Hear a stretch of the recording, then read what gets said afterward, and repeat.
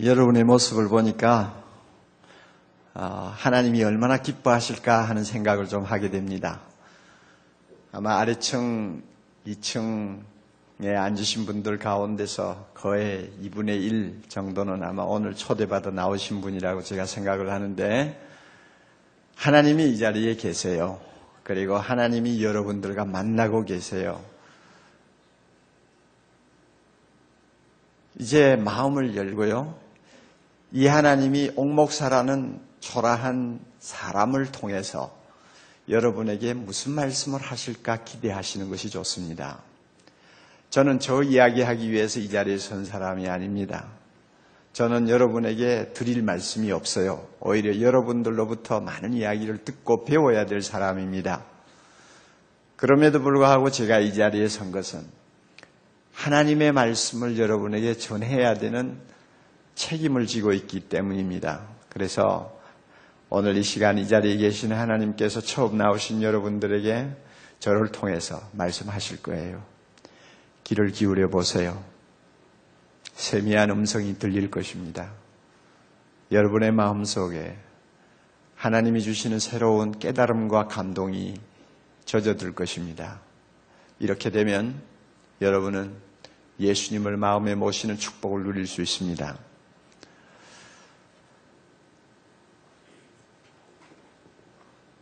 제가 태어난 가문은 대대로 예수를 믿는 집안이었습니다. 우리 증조 할아버지께서 처음 예수님을 믿게 됐는데 그 동기가 선교사를 통해서 이 하나님의 말씀을 들었기 때문입니다. 우리 증조 할아버지가 사시던 동네는 아주 벽촌입니다. 한 3, 40가구 정도 모여서 사는, 농사 짓는 벽촌이었는데 그 산길을 더듬어서 어떤 무명의 선교사가 찾아왔어요. 그리고 집집이 다니면서 예수 믿으라고 복음을 전했습니다. 그러니까 코가 크고 머리가 노란 선교사가 와서 집집이 다니면서 혀가 잘 풀리지 않는 아주 서툰 한국말로 예수 믿으세요 하면서 다니니까 그게 얼마나 구경거리였겠어요? 그 조그마한 동네에서. 그러니까 많은 사람들이 그 선교사를 따라다니면서 듣고 했는데 사람들이 잘 믿지를 않았는데요. 그 가운데서 저의 증조 할아버님께서 특별히 마음을 열고 선교사님의 말씀을 귀담아 들었습니다. 그리고 예수를 믿었습니다. 우리 증조 할아버지가 예수를 믿고 나서 그 마을에서 참 많은 핍박을 받았습니다. 증조 할아버지는 그 마을에서 아마 가장 가난한 집안의 사람이었다. 아마 이렇게 생각하면 될 것 같아요. 세상적으로 가난하고 의지할 것도 없고 재미도 없고 한데 예수 믿으면 하늘의 복을 받는다고 그러고 죄 용서 받는다고 그러고 하나님의 자녀가 된다고 그러고 예수 믿고 나서는 이제 하나님 앞에 기도하면 무엇이든지 하나님이 들어주신다고 하니까 기가 솔깃한 거예요. 그래가지고 예수님을 제일 먼저 믿었어요. 그러니까 어떻게 보면 가난 때문에 예수님을 빨리 받아들인 셈이라고 할 수 있죠. 우리 증조 할아버지는 예수를 믿고 난 다음에 상투를 잘랐습니다. 그리고 이제 자기가 예수 믿는 사람이라는 것을 사람들에게 보여주기 위해서 담배도 끊었습니다. 술도 끊었습니다. 그렇게 하면서 이제 믿는 사람의 티를 내기 시작했어요. 그런데 그 할아버지를 통해서 동네에 한두 사람이 예수 믿고 돌아오면서 조그마한 교회가 생겼어요. 저는 그 할아버지 얼굴도 보지 못했습니다. 제가 이제 3대째 예수 믿는 집안에 태어난 셈이죠. 이렇게 좋은 증조 할아버지, 참 자랑스러운 증조 할아버지 덕분에 제가 아무 노력도 하지 않는 채 뱃속에서부터 예수 믿는 사람이 되어가지고 태어났어요.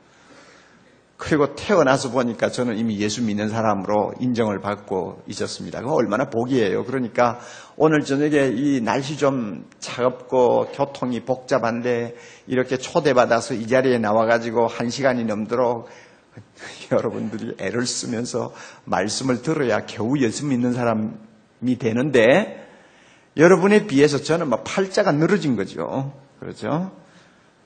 제가 예수 믿고 이제 이렇게 자랐는데요. 소학교에 들어가서 제가 한글을 깨우친 다음에 교과서 빼놓고 제일 먼저 읽은 책이 있다면 성경이었습니다. 지금도 생생해요. 그때 성경을 들고 읽었던 처음의 그 흥분이 지금도 아직 남아 있습니다. 그러니까 한글 깨우치고 교과서 빼놓고 처음 손에 든 것이 성경인데, 제가 그 당시에 성경을 들고 뭐 제대로 이해도 할 수 없고 깨닫지도 못하면서 신이 나서 읽어댔는데요. 제가 손에 든 이 성경책이 그 당시 저는 그렇게 대단한 책인 줄 몰랐어요. 뭐 가르쳐주는 사람도 없었고 저 자신도 또 알만한 어떤 능력이 없었으니까 손에 들고 읽기는 열심히 읽는데 이게 얼마나 대단한 책인가를 몰랐어요. 하나님의 말씀 아닙니까? 생명의 양식이에요. 우리가 역사를 배우면 세계의 역사의 흐름을 바꾸어 놓은 엄청난 책이죠. 뭐 예수를 믿든 안 믿든 다 인정하는 사실 아닙니까? 성경을 빼놓고 여러분 세계 역사를 이야기할 수 있습니까? 서양사를 이야기할 수 있어요? 못하죠. 세계 역사를 BC와 AD로 양분을 해놓는데 절대적인 기여를 한 책이 바로 성경 아닙니까? 저는 그 당시에 성경 들고 읽으면서 그렇게 대단한 책을 지금 내가 손에 들고 있다 하는 것을 몰랐어요. 그리고 이 책요, 굉장한 책이죠. 많은 사람들이 이 책을 읽고 사람이 변화돼요. 사람들에게 눈총받고 나쁜 짓만 하던 사람이 천사처럼 변화돼서 하나님의 자녀가 되는 기적이 다른 데서 일어나는 것이 아니라 이 성경을 읽는 가운데서 일어나는 것을 저는 많이 보았어요. 여러분, 이 성경은 베스트 중에 베스트셀러입니다. 지금까지 수백 년 동안 베스트셀러 중에 또 베스트셀러입니다. 작년 한 해만 해도 우리나라에서는 200만 권이 팔렸어요. 200만 권 여러분 팔리는 책이 또 있어요? 세계적으로 4천만 권이 팔렸어요? 여러분 그 정도로 베스트셀러를 본 일이 있습니까? 없을 거예요. 굉장한 책을 어린애가 손에 쥐고 들고 읽었다는 것입니다.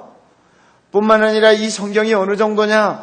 지금까지 이 성경의 일부분이라도 번역된 세계 언어 수가 2278개 언어입니다. 세계 각 부족들의 방언을 합하면 3,000개가 넘지 않아요? 그 가운데서 2278개 방언으로 이 성경이 번역이 되었어요. 이런 책이 세상에 있어요? 없어요? 아무리 셰익스피어가 위대하다고 하지만 셰익스피어 작품이 뭐 몇 나라 말로 번역됐겠어요? 기껏 해봐야 100나라 말 이상 더 번역 안 됐을 거예요. 2278개 나라 말로 번역이 된 책 얼마나 엄청납니까? 그것을 손에 들고 있다는 것만 해도 굉장히 자부심을 느낄 만한 책 아닙니까? 이 책을 제가 어린 초등학교 시절 얼마나 큰 책을, 얼마나 대단한 진리를 손에 들고 있는지도 모르고 그냥 재미가 나서 막 읽어댔어요. 제가 이 성경을 읽으면서 저 자신이 얻은 복이 참 많은데 그 가운데서 한 가지를 꼽으라면 저는 학교에서 귀가 아프도록 듣고 배운 진화론에 말려들지 않았다는 것입니다. 사람이 아메바라고 하는 단세포에서 진화되기 시작해서 나중에는 원숭이를 거치고 원숭이가 진화되어서 사람이 되었다 하는 그 참 재미있는 진화론, 학교 가면 귀가 아프도록 가끔 이야기하지 않습니까? 그리고 모든 선생님과 학생들은 다 그것이 진리인 양 그대로 받아들이죠. 중학교 와서도 그랬고 고등학교에도 그랬고 대학에 와서도 그랬고 막 그저 기정사실로 모든 사람이 받아들이는 이 세상의 하나의 이론이죠. 그런데 저는 거기에 말려들지를 않았어요. 왜냐하면 내가 원숭이라고 천만에요. 성경에 보면 하나님이 태초에 천지를 창조하셨습니다. 제일 처음에 나오는 말씀이에요. 하나님이 이 우주 만물을 창조하셨어요. 그리고 우주 만물을 창조하실 때에 사람을 만드셨는데 하나님의 형상, 하나님의 모습을 빼닮은 사람으로 하나님이 흙을 빚어서 만드셨다고 성경에 기록해 놓았어요. 그러므로 나도 원숭이로부터 진화된 존재가 아니라 하나님이 자기 모습대로 나를 빚어서 만들었기 때문에 나라는 존재가 이 세상에 나왔다는 것을 저는 어려서부터 성경을 통해서 알았어요. 그러므로 아무리 진화론에서 무슨 소리를 해도 저는 거기에 끌려다니지를 않았어요. 원숭이 자손이라고 해도 그 말을 듣지를 않았고, 원숭이를 닮았다고 해도 한 번도 그 말에 내 마음이 끌려간 일이 없어요. 나는 하나님의 자녀예요. 물론 닮은 데도 좀 있죠. 언젠가 차를 타고 가다가 바깥을 보니까 조그마한 빌딩이 있는데 그 창문에 병원 간판이 붙었더라고요. 그래서 유심하게 읽었어요. 내과도 있고 외과도 있고 이비인후과도 있고 산부인과도 있고. 그런데 이 조그마한 건물에 무슨 이 병원 진료 과목이 이렇게 많아 하고는 다시 자세히 보았더니 바로 위에 동물병원 이렇게 돼 있더라고요. 그 말이 무슨, 그 병원이 우리에게 주는 메시지는 뭡니까? 사람이나 동물이나 비슷비슷하다 그 말이에요. 다 내과도 필요하고 외과도 필요하고 이비인후과도 필요하고 산부인과도 필요하고 다 비슷비슷하단 말이에요. 동물하고 우리하고 비슷하죠. 그러니까 원숭이 자손이라고 하면 뭐 그럴듯하게 받아들일 수도 있겠죠. 그러나 저는 하나님의 말씀을 통해서 그것이 다 엉터리요 거짓된 이론이라는 것을 저는 어려서부터 알았어요. 우리는 하나님이 만들었습니다. 하나님의 형상대로 태어났어요. 겉모양은 동물하고 좀 닮은 데가 있는지 모르지만 우리의 진짜 모습은 하나님의 모습이에요. 그 모습대로 우리는 태어났어요. 그럼에도 불구하고 초등학교 때부터 모든 책들이 진화론의 근거에서 쓰여져 있어요. 1년에 4천만 명이 관람을 한다는 미국의 디즈니 월드에도 모든 그 안에 있는 모든 구경거리가 전부 진화론에 기초해가지고 만들어진 것입니다. 사람이 어떻게 진화되었는가 하는 것을 어린 애들에게 어떤 그림으로 어떤 조각으로 보여주는 거예요. 그렇지만 다행히 과학이 발달하면서 점점 진화론이 퇴색해 가기 시작했습니다. 그리고 양심적인 과학자들은 진화론으로부터 등을 돌린 지가 벌써 오래됩니다. 과학이 오늘처럼 발달하지 아니했다면 아마 진화론이 계속 득세를 했을지 모릅니다. 그러나 진화론이 거짓되고 허구라는 것을 증명하는 것은 오늘의 과학입니다. 예를 하나 들면요. 천문학에서 정설로 되어가고 있는 매우 설득력 있는 이론이 하나 있어요. 대폭발 이론입니다. 저도 그 내용을 세밀하게 잘은 몰라요. 그렇지만은 천문학자들의 말을 들으면은 우주는 한순간 어떤 대폭발을 통해서 생겨났다는 것입니다. 이것은 이제 거의 정설이 되어가고 있어요. 그러므로 그 대폭발 이론을 주장하는 천문학자들이 생각할 때에 이 우주는 우연히 무슨 아메바로부터 진화해서 생긴 것이 아니고 한순간에 시작됐다는 것입니다. 그렇다면 그것은 누군가 지적인 설계자가 있어서 그 설계자가 계획한 대로 창조되었다는 이론이 점점 맞아떨어진다는 것입니다. 그러므로 오늘날 천문학을 연구하는 학자들 사이에 대폭발 이론을 반박하는 사람들이 지금 아직 안 나오고 있어요. 점점 성경에 가까워져요. 창세기 1장에 점점 가까워지고 있어요. 그 다음에 또 하나 있습니다. DNA 발견입니다. 여러분, DNA라는 말은 최근에 와서 여러분 우리 모두가 귀가 아프도록 듣는 새로운 용어 아닙니까? 세포 속에 있는 언어입니다. 분자 속에 있는 메시지입니다. 이것이 DNA예요. 세포 속에는 어느 정도의 정보가 들어가 있느냐? 여러분 브리테니카 백과사전을 보셨을지 모르겠어요. 한 30권 되죠? 그 30권 되는 브리테니카 백과사전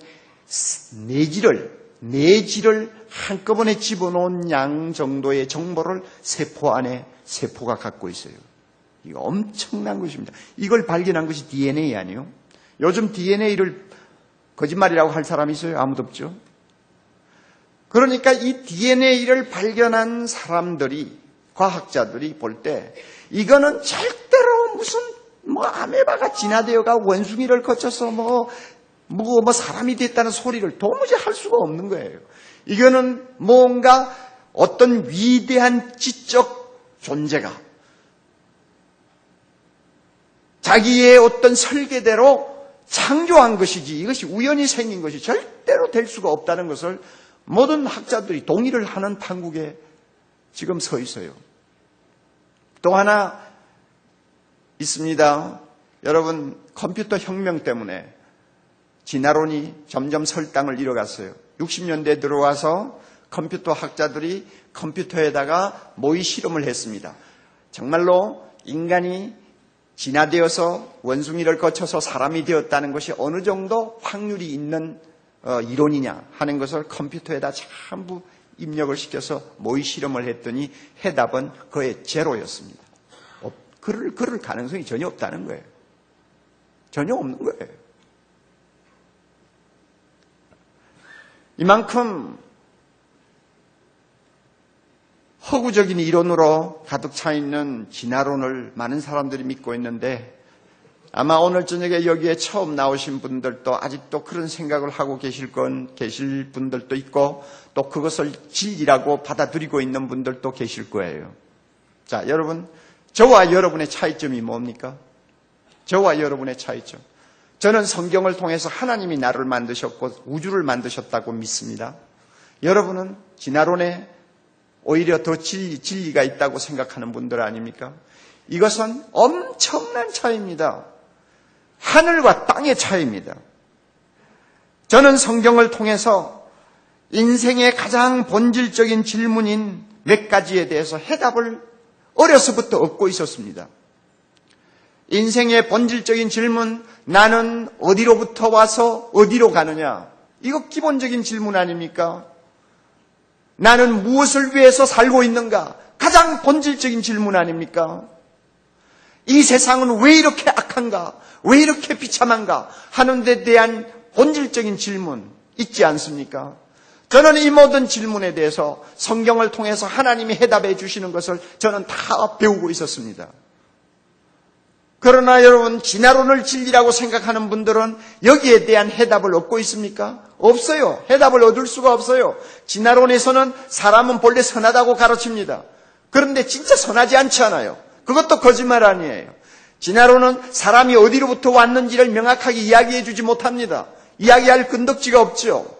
진화론은 왜 세상이 이처럼 악한지, 왜 세상 살기가 이렇게 고달픈지 여기에 대한 해답을 아무 말도 못합니다.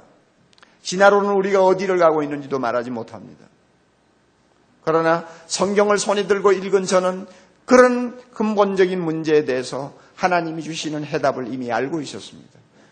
그러므로 저와 여러분의 차이는 이렇게 엄청난 간격을 갖고 있는 것입니다.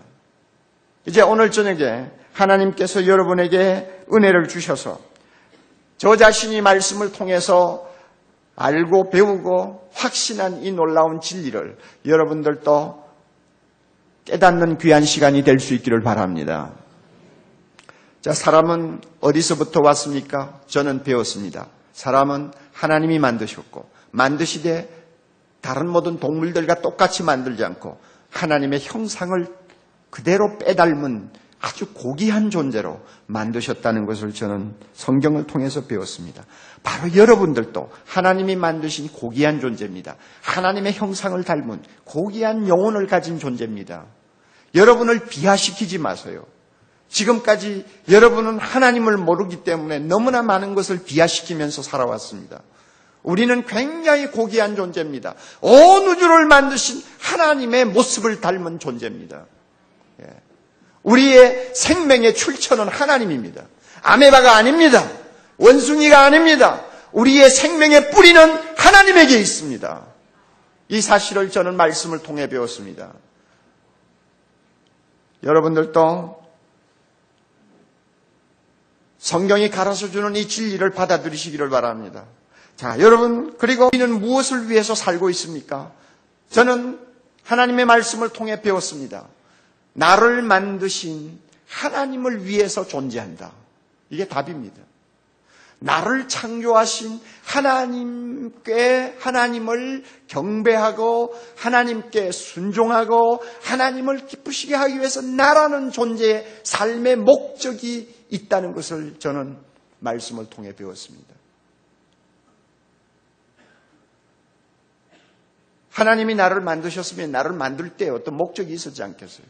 그 목적은 만드신 자를 위해서 무언가 할 것이 있었기 때문에 나를 만든 거예요. 그러므로 하나님이 무엇을 나에게 원하시느냐를 찾아서 그대로 순종한다면 그것은 삶의 바른 목적을 찾아서 살고 있는 거예요. 여러분이 오늘 예배를 드리는 이 예배당 한번 보세요. 지금부터 18년 전, 19년 전에 설계를 했습니다.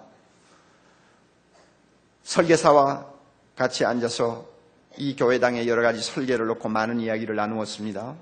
목적이 뭡니까? 만드는 사람은 저와 우리 교인들이니까 저와 우리 교인들이 이 건물을 만들려고 할 때는 목적이 있었습니다. 그 목적이 뭐예요?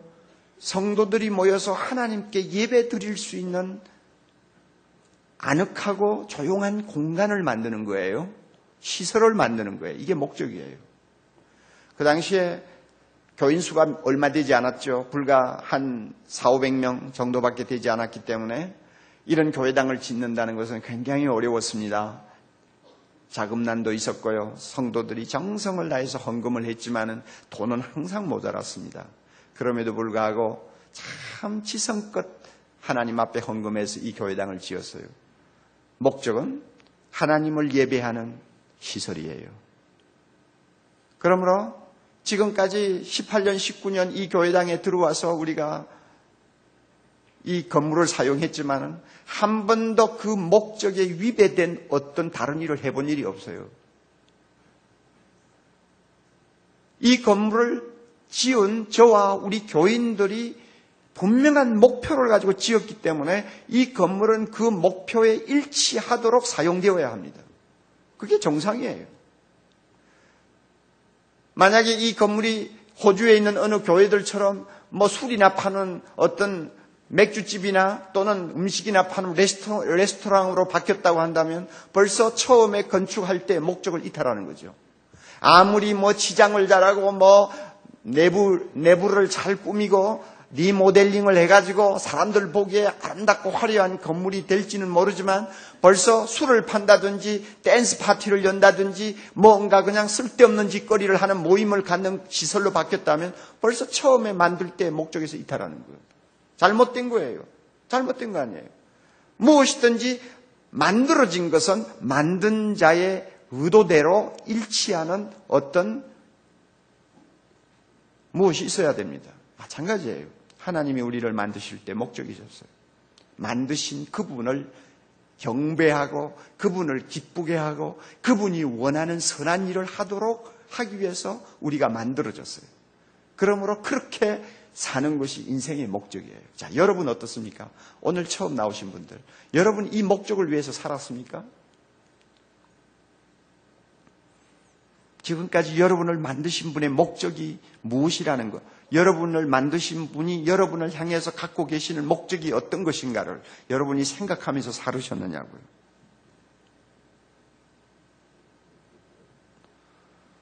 자, 왜 이 세상은, 세 번째로, 왜 이 세상은 이렇게 살기 힘듭니까? 왜 이렇게 악합니까? 여기에 대한 여러분 해답을 찾아보셨어요? 저는 그 해답을 알고 있어요. 왜 병이 많은지, 왜 죽음이 찾아왔는지, 왜 사람은 점점 잔인해지는지, 왜 이렇게 세상이 거짓된지, 전쟁과 테러와 독재와 착취와 기근과 갖가지 고통이 왜 이렇게 끊임없이 우리를 괴롭히는지 여러분 그 이유를 아세요? 저는 알고 있어요. 이 세상이 창조자 되신 하나님을 떠났기 때문입니다. 자, 이것은 설명이 간단합니다. 우리 한국 98년도 통계를 보면 청소년 범죄가 1년에 1년에 어느 정도냐 하면 16만 청건 정도 된다고 그래요. 청소년들이 저지르는 범행이요. 그런데 16만 건 정도 되는 범죄 중에서 77%에 해당하는 범죄가 전부 가출 청소년이 범하는 죄라고 그럽니다. 부모를 떠나서 집을 나가버린 애들 때문에 엄청난 범죄가 지금 저질러지고 있는 거예요. 그리고 일단 가출해가지고 2달 이상 그냥 돌아다니면서 집으로 안 들어가는 아이들의 80%가 여자애들이래요. 그리고 그 애들 대부분이 어디를 가느냐 하면 윤락가로 빠진대요. 자, 왜 애들이 나쁜 짓을 합니까? 왜 그 귀여운 딸애들이 결국 윤락가로 갑니까? 왜 그렇게 잘못된 길을 선택합니까? 이유는 간단하잖아요. 가출했기 때문에. 가출이라는 게 뭐예요? 부모가 싫어서 떠난 거예요. 전 마음대로 살고 싶어서 집을 나간 거예요. 할 수 있으면 부모와 거리를 두고 살고 싶어서 바깥을 빙빙 돌다가 결국은 집을 떠난 거예요. 집을 떠나자마자 부모 품을 벗어나자마자 그들은 쉽게 잘못을 범할 수가 있었고 죄에 빠질 수 있었습니다. 그래서 나중에는 잘못한다는 어떤 양심적인 감각마저도 둔해져 버리는 이런 아주 치명적인 상황까지 그들은 떨어지고 말았습니다. 여러분, 이 세상이 왜 이렇게 악합니까? 사람은 왜 이렇게 거짓되고 잔인합니까? 대답은 간단해요. 우리를 만드신 하나님으로부터 떨어져 나가 있기 때문에, 하나님을 멀리하고 떠났기 때문에 이런 결과가 난 것입니다. 저는 성경을 통해서 이 사실을 배우고 알았습니다. 여러분의 답은 뭡니까? 왜 이 세상이 이렇게 악합니까? 대답이 뭐예요? 왜 선한 사람이 고통을 당합니까? 대답이 뭐예요? 왜 세상은 이렇게 불공평합니까? 왜 이렇게 많은 질병, 많은 고통이 사람을 괴롭힙니까? 대답이 뭐예요? 성경은 분명히 말씀합니다. 하나님을 떠났기 때문이에요. 창조자 하나님의 품을 떠났기 때문에. 자식이 부모를 떠나면 죄 짓는 것처럼 하나님을 떠나는 인간은 죄밖에 지을 수밖에 없는 것입니다.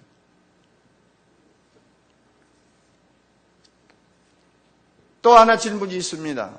우리는 어디로 가는 것입니까?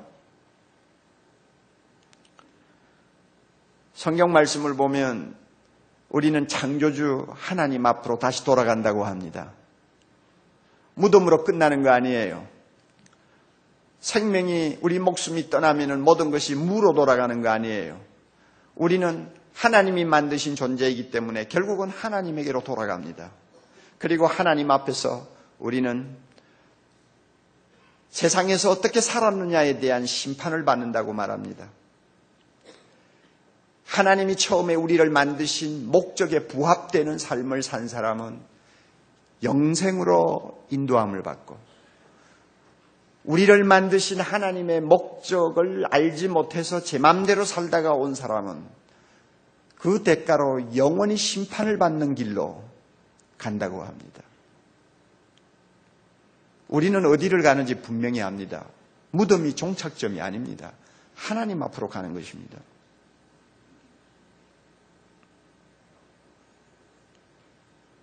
여러분은 이 사실을 모르고 지내셨죠?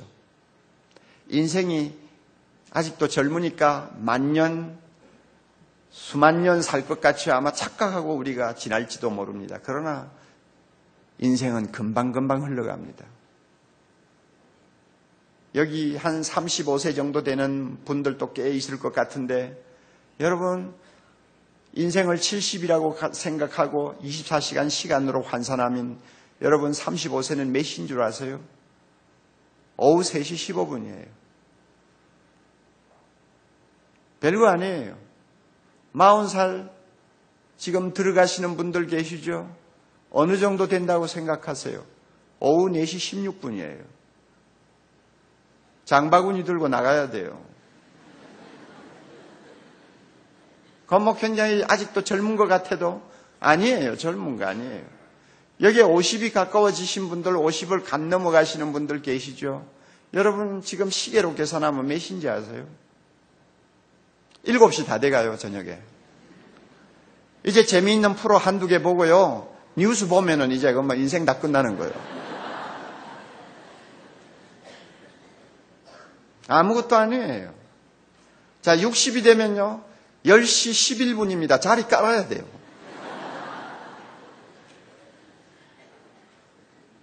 별거 아니에요.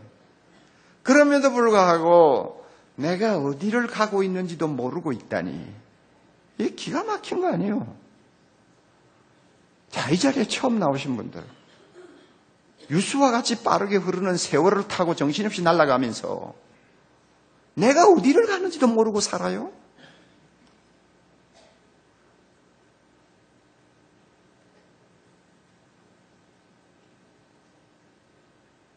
이것은 비극입니다. 이와 같이요, 내가 어디서 왔으며 어디로 가며 무엇을 위해서 살아야 하며 왜 이 세상이 이토록 악한가를 놓고 깨닫지 못하는 이 우리의 모습을 놓고 성경은 죄라고 그럽니다. 그리고 무지라고 합니다. 어두움이라고 합니다. 그리고 반역이라고 합니다. 원수라고 하는 말까지 씁니다. 이 모든 원인이 우리가 하나님으로부터 멀리 떠나 있기 때문에, 하나님을 벗어났기 때문에 일어난 결과거든요. 그러므로 이 모든 죄가 용서를 받아야 된다는 것입니다. 그렇지 않고 가만히 있으면 결국 내가 몰라서 인생을 살다가 그렇게 살다가 말았지만은 하나님 앞에 설 때는 그 책임을 면제받을 수가 없는 것입니다. 모르고 사는 것은 절대로 정상적인 삶이 아닙니다. 왜냐하면 하나님이 성경 말씀을 통해서 모든 대답을 해 주셨기 때문에 조금만 눈을 뜨고 이 말씀 앞에 무릎을 꿇고 겸허하게 배웠더라면 그렇게 무지한 삶, 궤도를 벗어나는 삶, 비정상적인 삶을 살다가 세상을 마치지는 않을 것이기 때문에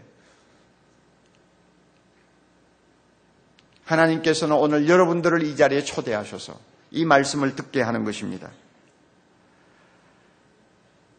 여러분 가운데 대부분은 그래도 나름대로 성공적인 삶을 살고 있다고 저는 생각합니다. 결혼해서 부부가 참 행복을 느끼며 살고 자녀 낳아서 책임 있게 잘 키워서 이 사회에 그래도 내놓을 만한 인재로 여러분이 잘 양육하고 있다고 생각합니다. 그리고 회사 생활도 충실히 해서 많은 사람에게 그래도 인정을 받는 보람을 여러분이 가지고 계신다고 생각합니다. 이것은 굉장히 훌륭한 일입니다. 특출한 삶을 사는 것보다 평범한 삶을 의미 있게 사는 것은 더 어렵습니다. 우리는 모두가 평범하지만 의미 있게 살고 있습니다. 여러분 대부분은 그렇게 살고 있다고 저는 믿습니다. 그러나 한 가지는 인정을 하세요. 아무리 성공적이고 보람있게 여러분이 살고 계신다고 해도 한 가지는 인정하세요. 그게 뭐냐? 나는 하나님의 품을 떠나서 멀리 떠나 있다는 것, 이거 인정하세요. 나는 집안을 차버리고 나와서 가출한 청소년과 같이 나는 하나님의 품을 떠나서 살고 지금까지 살아왔다는 것을 인정하세요. 이것만 인정해야 돼요.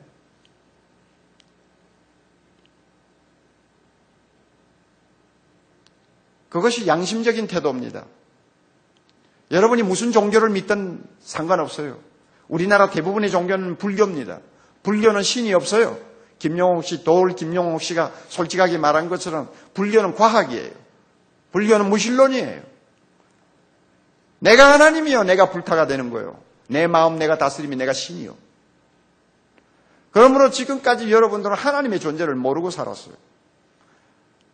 하나님으로부터, 창조자 하나님으로부터 멀리 떨어져서 지금 혼자 살아온 거예요. 이것만은 인정하세요. 여러분의 삶이 아무리 행복하고 아무리 보람되고 남에게 자랑스러운 것이 많다고 할지라도 이것만은 인정하세요.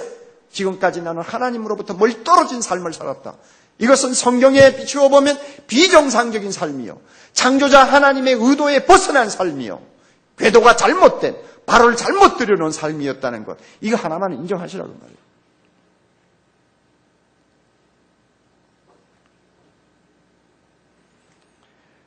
여러분 가운데 많은 분들은 상당히 성공한 분들이 계실 거예요. 남다르게 성공해서 이름만 들어도 모든 사람이 인정해주고 존경해주는 그런 입장에 계시는 분들도 있을 것입니다. 저는 이런 분들 존경합니다. 세상에서 성공한다는 것이 말처럼 쉽습니까? 얼마나 어렵습니까?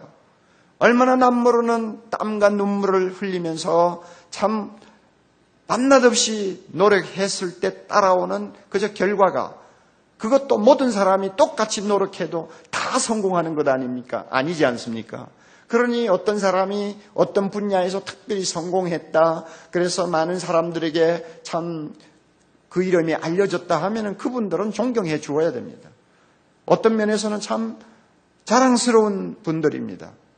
저도 그런 분들을 자랑스럽게 생각을 합니다. 우리 교회 안에도 그런 분들이 많이 있습니다. 저는 그런 분들을 참 자랑스럽게 생각합니다. 그리고 존경합니다. 그러나 오늘 밤에 나오신 여러분들, 한 가지는 인정하세요. 여러분이 아무리 세상적으로 성공한 분이라고 할지라도 한 가지는 인정하세요. 나를 만드신 하나님, 창조자 되신 하나님 품을 떠나서 지금까지 내가 살았고 그 잘못된 삶 속에서 성공했다는 것, 이것을 인정하세요. 그래서 세상에서는 여러분의 기념비를 세울런지는 모르지만 하나님 앞에 가면 빈털털이 인생이 되어버립니다. 왜? 하나님이 여러분을 만드신 목적에 부합되게 살지를 못했기 때문에.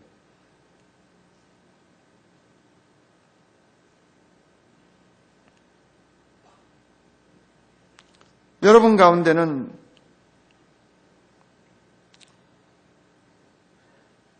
인생이 생각대로 잘 풀리지 않아서 남모르는 눈물을 많이 흘리고 어떤 면에서는 나는 실패자야 하는 좌절감을 가지고 사는 분들도 계실 거예요.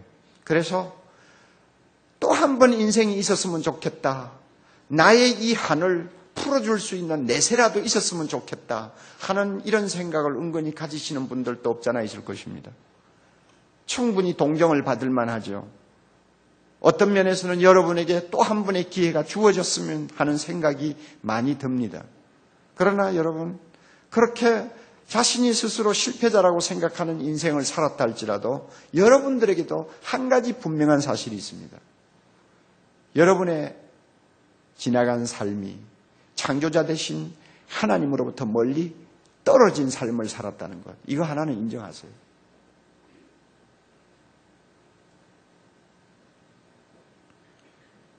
아마 여러분들 가운데서는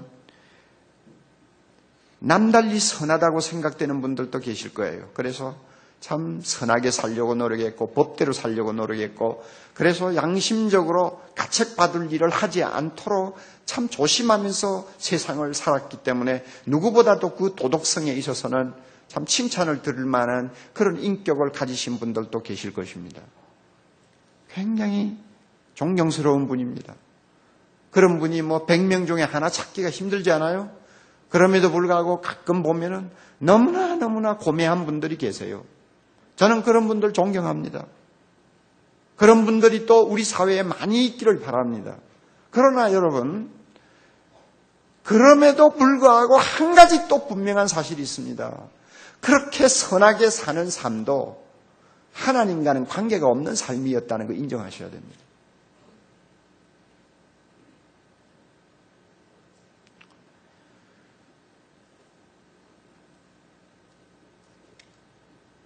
어떤 검사 양반이 계셨어요.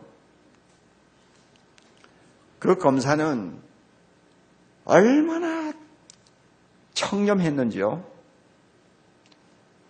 정말로 청백리예요. 검사가 되어가지고 여러분 참 자기를 깨끗하게 참 간수한다는 것은 쉬운 거 아니지 않습니까? 그런데 이분은요 너무나 자기를 깨끗하게 관리를 했습니다.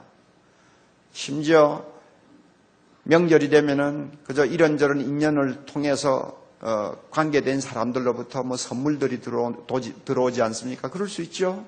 그런데 이런 선물 받는 것까지 양심의 가책을 받아서 그거 안 받으려고 이사를 간 일도 있고 집을 비우고 도망간 일도 있을 정도로 그렇게 자기가 양심적인 검사가 되려고 노력한 어른이에요.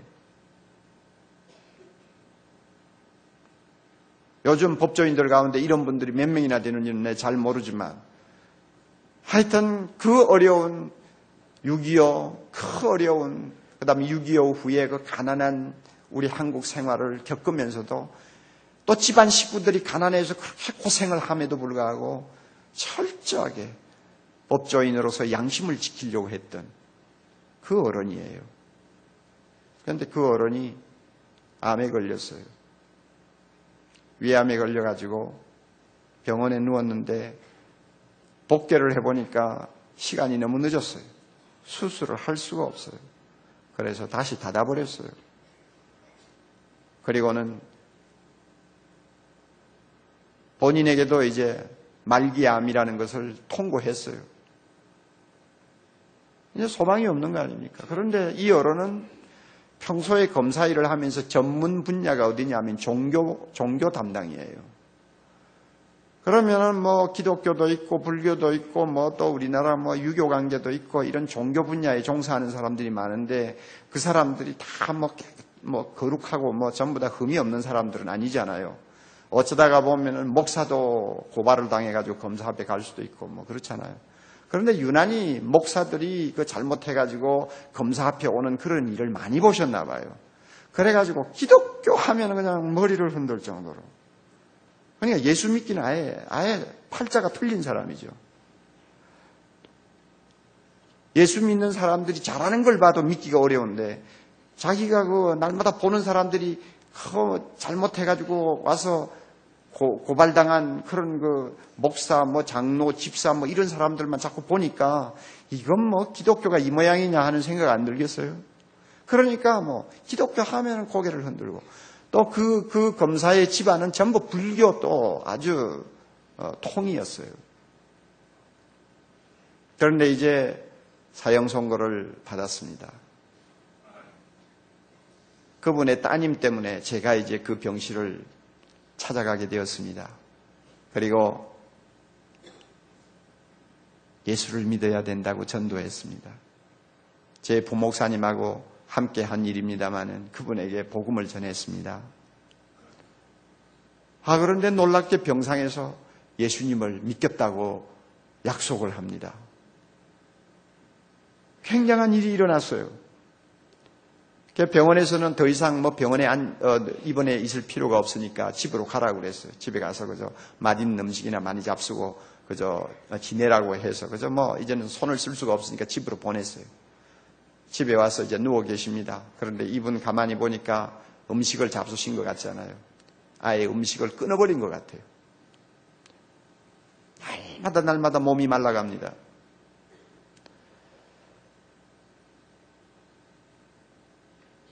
병원에서 퇴원하고 한 2주 지나선지 저에게 연락이 왔어요. 목사님 오셔서 우리 아빠에게 세례를 좀 주실 수 없습니까? 세례, 교회에서 주는 거 있죠? 세례를 받겠다는 거예요, 환자가. 그래서 제가 이제 우리 부교육자들하고 달려갔습니다. 달려가서 이제 세례를 주기 위해서 예수를 믿는지 안 믿는지를 또 문답을 해서 확인하고 그 다음에 세례를 받으면 무엇이 달라진다는 것도 확인하고 이렇게 해서 다 절차를 밟았습니다. 그리고는 병상에서 누워있는 분에게 세례를 주었습니다. 성부와 성자와 성령의 이름으로 세례를 주노라. 주었는데 그 세례를 받기 바로 직전에 이분이 자기를 좀 일으켜 앉혀달래요. 그러니 뭐 거의 음식을 안 잡수는 입장이니까 그럼 뭐 얼마나 몸이 힘듭니까? 그래서 우리가 앉혔어요. 그랬더니 벽에다가 기대고 앉아서는 하는 말이 목사님 제가 기도 좀 해도 되겠습니까? 그래요. 뭐 교회도 한번 다녀보지 아니한 사람이 무슨 어떤 기도를 하려나 저는 생각하고 한번 해보시라고 그랬죠. 그랬더니 눈을 감고 기도하는데요. 제가 참 놀랐습니다. 한 2, 3분 기도하는데요. 그 기도의 핵심은 그거예요. 하나님 아버지, 나는 죄인입니다. 지금까지 하나님을 모르고 살았습니다. 하나님과 너무나 관계없는 인생을 살았습니다. 나는 이것이 죄인 줄을 몰랐습니다. 그러나 예수님을 발견하고 나서 나의 인생이 얼마나 잘못되었는가를 비로소 알게 되었습니다. 하나님 용서해 주세요. 그렇게 청맹리처럼 양심적으로 살고 선하게 살려고 노력한 사람도 하나님을 발견하자마자 자기가 죄인인 것을 안 거예요. 자기가 선하다고 생각한 것이 아무것도 아니라는 것을 발견한 거예요. 여러분, 이 사실을 알아야 돼요. 이분이 그렇게 기도하는 걸 보고 제가 얼마나 감동과 충격을 받았는지 아직도 여러분 20년이 다 돼가는 마당에 아직도 그 순간을 잊어버릴 수가 없어요. 하나님께서 그분의 기도를 들으셨어요. 그래서 그 가족과 자녀 선도를 복을 주는 것을 제가 보았습니다. 온 집안이 예수 잘 믿고 자녀들을 하나님이 축복하시고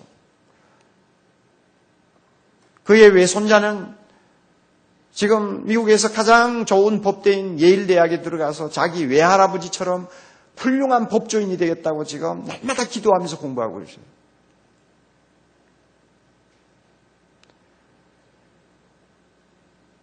우리 모두가 스스로는 선하다고 생각합니다. 그러나 한 가지 분명한 것은 그 선함도 하나님과 관계없는 선함은 하나님 앞에서 아무런 공로가 되지 못한다는 것을 여러분이 아셔야 됩니다.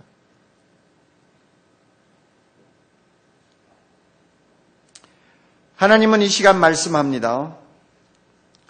여러분 보고 돌아오라고요. 집 나간 아이처럼 살지 말고 돌아오라고요. 우리 모두를 만드신 창조자 하나님의 품으로 돌아오라고요. 그리고 지금까지 살았던 삶이 정상적이 아니었음을 시인하라고요. 그리고 앞으로 얼마 남았는지 모르지만 남은 인생을 바르게 살고 싶으면 돌아오라고 하나님이 이 시간 여러분을 초청하고 계십니다. 여러분 어떻습니까? 이 창조자 되신 하나님의 품으로 돌아오고 싶지 않습니까? 집 나간 아이처럼 사는 삶을 청산하고 하나님의 품으로 돌아오고 싶지 않습니까?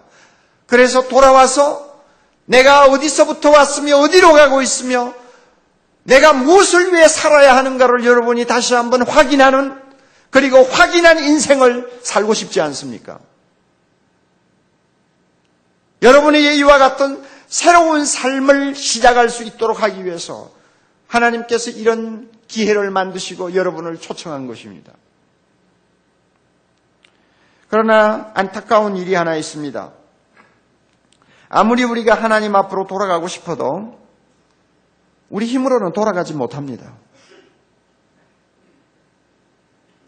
우리가 아무리 하나님을 찾으려 해도 우리가 찾을 수가 없어요. 하나님이 누구며 하나님이 어디에 계시는지도 알지 못해요. 마치 집을 나간 지가 너무 오래돼가지고 부모님의 거처가 어디 있는지를 몰라서 소식을 전하지 못하는 아이들과 같아요. 우리 힘으로 하나님 찾을 수가 없어요. 그래서 많은 사람들이 하나님을 찾고 싶어도 방황하고 더듬거리고 있어요. 이런 형편을 하나님이 아시고 우리를 위하여 인도자를 보내셨습니다. 그분이 예수 그리스도입니다. 예수 그리스도는 하나님의 아들이세요. 그분이 우리를 하나님 앞으로 인도하기 위해서 우리와 똑같은 모습을 입고 세상에 오셨습니다.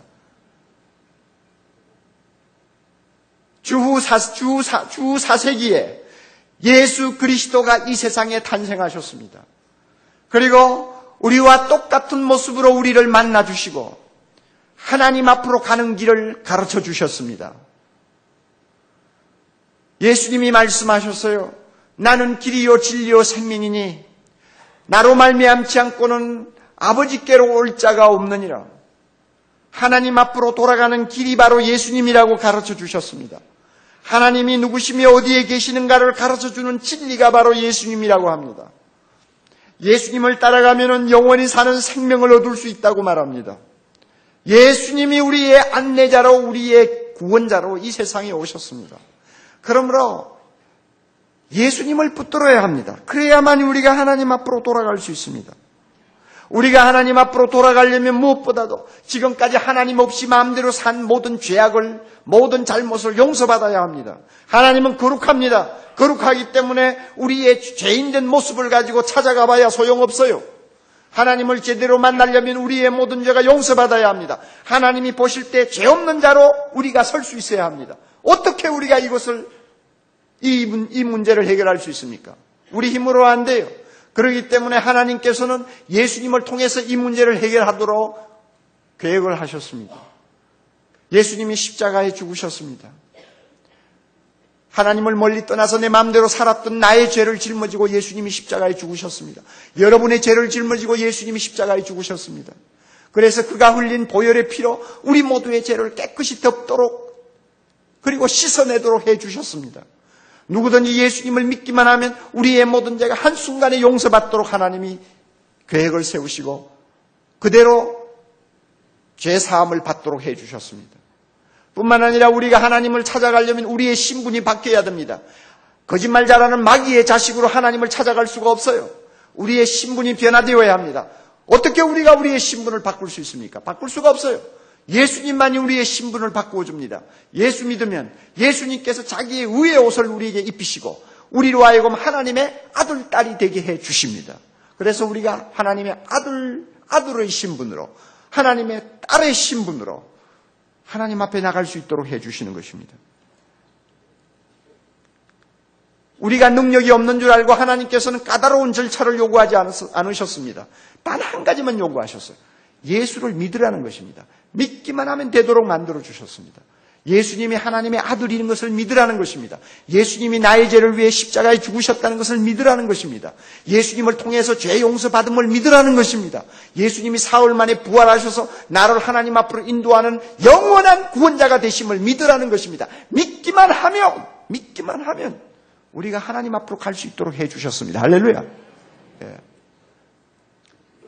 이 영광스러운 진리를 여러분에게 알려주라고 하나님께서 저를 오늘 이 자리에 세운 것입니다. 그러므로 여러분, 이 시간 여러분 믿으시기를 바랍니다. 믿음은 선택입니다. 선택의 문제입니다. 우리가 잘 아는 바와 같이 우리의 삶의 많은 부분은 내가 선택할 수 없는 영역의 것입니다. 내가 태어날 때 남자로 태어나려고 내가 선택한 거 아니에요. 여자로 태어나고 싶어서 내가 여자로 태어난 거 아니에요. 우리에게 선택권이 없었어요. 내 머리가 노랑머리인지 까만머리인지 내가 선택할 수가 없었어요. 내가 좋은 부모 밑에서 태어날 것인지 좋지 못한 부모를 두고 태어날 것인지 그것도 내가 선택할 문제가 아니었어요. 내가 대한민국에 태어나는 것도 내 선택권이 아니었어요. 어쩔 도리가 없어요. 그러나 하나님 앞으로 가느냐 안 가느냐의 문제는 내가 선택할 수 있도록 되어 있어요. 믿든지 안 믿든지 내가 선택하는 거예요. 내가 결정하는 것입니다. 하나님이 그렇게 해주셨어요. 여러분이 예수 그리스도를 진짜 믿기로 작정하시면 여러분은 하나님 앞으로 가는 길을 스스로 선택해서 그 길로 발걸음을 옮기는 사람이 되는 것입니다. 그러나 이 시간 아니야 나는 그래도 나는 믿을 수가 없어 한다면 여러분 스스로 하나님의 가는 길을 차단해버리는 것입니다. 여러분 선택이 여러분의 손에 달렸습니다. 뿐만 아니라 여러분의 다음 운명, 다음 세상의 운명도 여러분의 손에 달려 있습니다. 지금 예수를 믿으면 영원히 사는 길을 갈 수 있습니다. 여러분이 지금 예수님을 거부하면 영원히 멸망받는 길을 선택할 수밖에 없습니다. 이 세상에 태어날 때는 우리가 내 운명을 내가 선택할 수 없었지만은 다음 세상에 대해서는 내가 내 운명을 결정할 수 있습니다. 여러분이 믿으면 하늘의 모든 축복이 여러분의 것이 되고 여러분이 거부하면 하늘의 모든 저주가 여러분의 것이 됩니다. 어느 것이든지 여러분 스스로가 선택하기 나름이에요. 예수님이 십자가에 못 박혀 돌아가실 때 양쪽에 강도 둘이가 같이 십자가에 못 박혔어요. 처음에는 강도 둘이가 막 예수님을 향해서 욕을 퍼부었어요. 그러다가 얼마 시간이 지난 다음에 오른편에 있는 강도가 마음이 바뀌었어요. 양심이 살아난 거예요. 그래서 막 욕을 해대는 왼쪽에 있는 강도 보고 너 왜 그러냐. 우리가 이렇게 십자가에 못 박혀 죽는 것은 우리가 충분히 그런 죄를 범했기 때문에 그냥 우리가 받는 보상이지만 이 가운데 계시는 이분은 잘못한 것이 하나도 없는 분이야.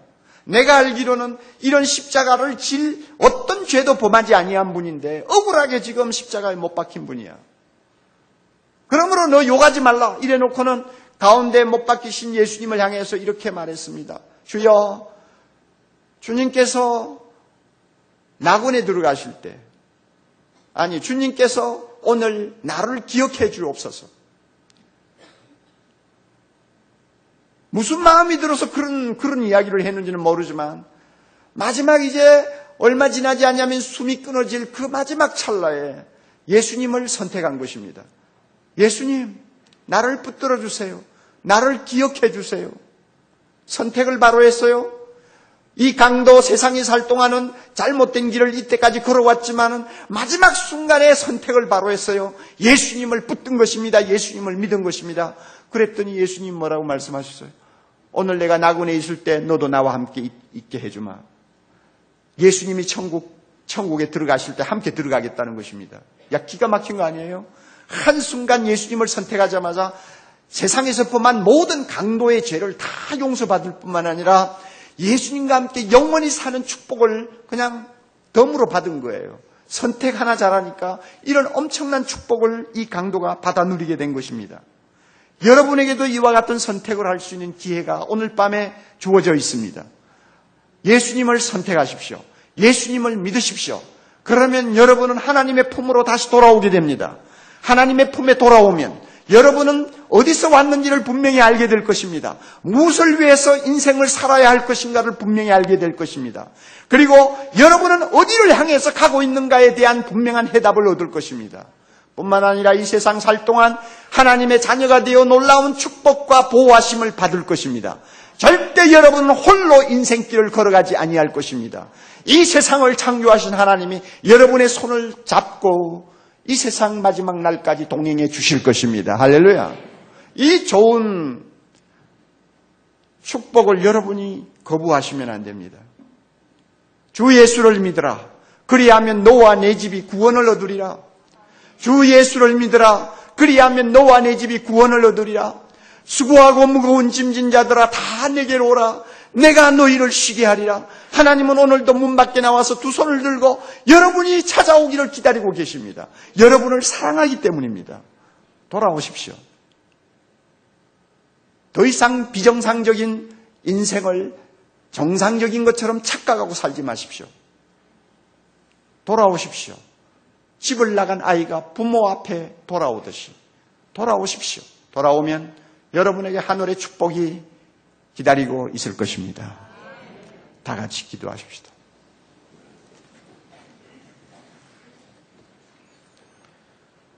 자비로우신 주님, 오늘 밤에 귀한 형제자매들을 부르시고 창조자 하나님을 배우게 해주시고 예수님을 통해서 구원받는 길을 알게 해주시니 감사합니다. 주님, 이 시간 기도합니다. 말씀을 들은 모든 형제 자매들의 마음을 두들겨 주시고 감동해 주시고 깨닫게 해 주셔서 예수님을 믿을 수 있도록 축복해 주시옵소서. 오늘날까지 우리의 삶이 내가 보기에는 정상인 것 같지만 하나님 보시기에는 비정상적인 삶이었다는 사실을 솔직히 시인하고 하나님 앞으로 돌아오는 귀한 주의 아들 딸 되도록 축복해 주시옵소서. 성령이시여 사랑하는 형제들의 마음을 부드럽게 하시고 그 마음을 옥토로 바꾸어 주셔서 예수 그리스도를 모시고 다시 새롭게 인생을 시작하는 복된 아름다운 자녀들 되게 하옵소서. 예수님 이름으로 기도하옵나이다. 아멘.